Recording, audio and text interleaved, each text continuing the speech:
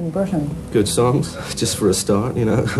Good singing, good playing, people sounding like they're really having fun and doing something imaginative and you know, exhilarating with guitars, which is always what you look for in Britain, but tend to find it less and less. In a sense, we do have plenty of sensitive student types playing guitars and writing melodic songs about the experience of being kind of overeducated and underemployed. But there's a sort of a distinctive voice which is worth hearing. I mean, for example, there are plenty of soul stars as well. Why have another one? If a soul star has got a great voice and a good tune, then it adds to the sum of human happiness. And that's how I feel about Flying Nun, is that they are valuable. Albeit minority taste, but one that I personally find to my taste. No other label has documented as tremendous a talent pool as Flying Nun. There doesn't seem to be anything that is less than excellent. That a major American label hasn't inked a straight-out distribution deal is unbelievable. A veritable goldmine of talent. I'm usually not looking all that hard, really. It's something you usually just notice a band that's sort of like quite exciting, fun, good songs perhaps. Not necessarily played all that well because that's sort of reasonably irrelevant. It's just that excitement thing, I think.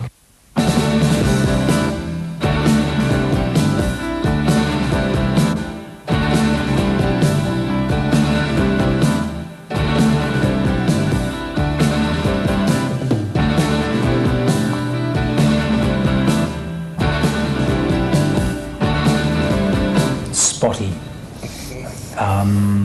arrested adolescence. This is the sort of definition that comes from outside, from people who don't really know anything about Flying Nun.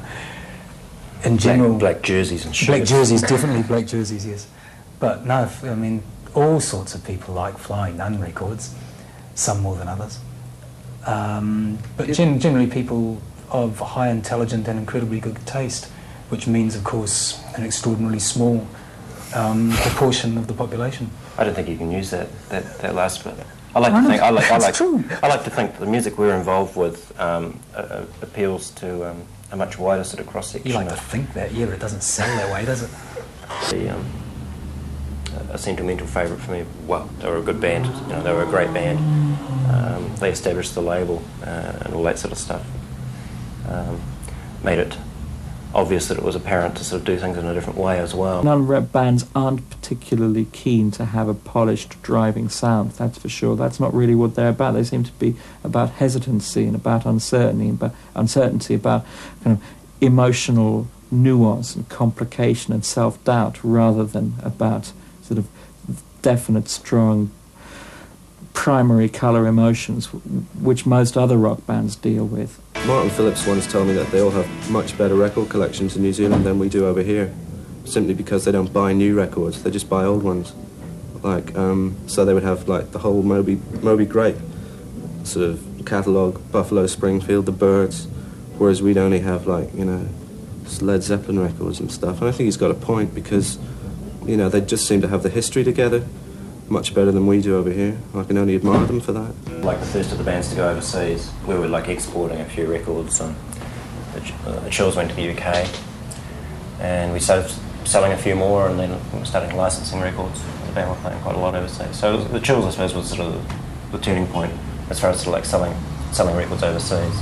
And opened the door to quite a lot of other stuff. Favourite video would probably be, yes, the Jean-Paul Sartre Experience, Flex, and I like Rain too, I really like. But yeah, Jean-Paul Sartre Experience videos generally I think are pretty superb. Chills, I suppose, sort of pretty much at the top of it.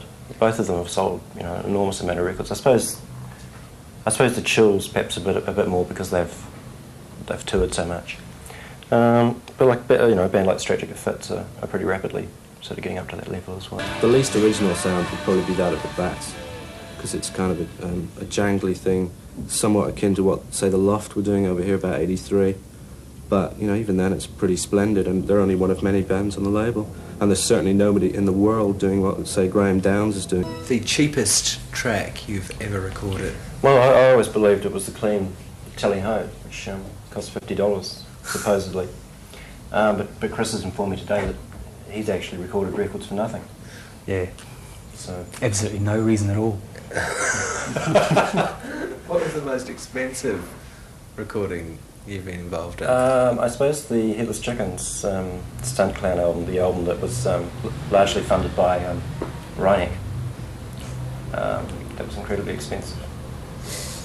Did it seem strange to you that, Flying Nun had been sponsored by a beer firm?